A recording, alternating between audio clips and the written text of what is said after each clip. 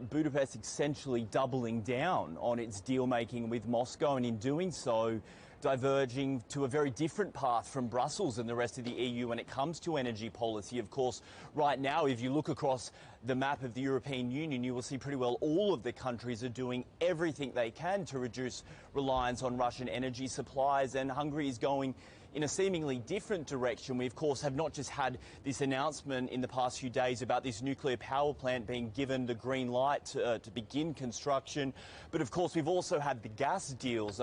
Hungary signed a gas deal last year with Russia, of course, before the invasion took place, for 15 years worth of supplies. That agreement still stands. And then, of course, last month we saw the foreign minister here actually travel to Moscow to essentially increase supplies even further. So it seems that from a Hungarian perspective, they believe that keeping up those contracts, keeping up those deals with Moscow is the right way, especially to try and keep energy prices down here. Of course, when you contrast what's happening here with other parts of the EU and bill pressures, you can kind of see why Viktor Orban and the government is trying to sell this message to the Hungarian people that they shouldn't have to pay financially for that war that is happening, well, just a couple of hundred kilometres away over in Ukraine. Trent, just give us an idea of the significance of this project. Just how important is nuclear energy for Hungary?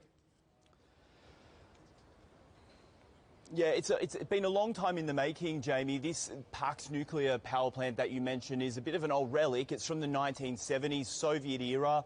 It has got 4 nuclear reactors in the plant as a whole.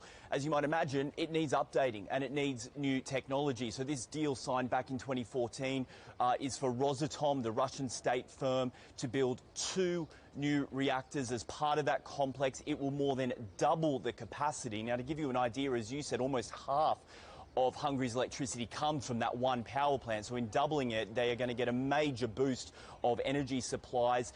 They say it's going to take about 8 years for completion. The target date is 2030. It's a $12 billion US dollar deal. Quite a lot of money involved here, a lot of it being financed by Russia, but the foreign minister says the ground is ready to go and that nuclear power plant will be built. We will build the nuclear plant. We have good experiences so far with the partners. We are using the most advanced technology on Earth.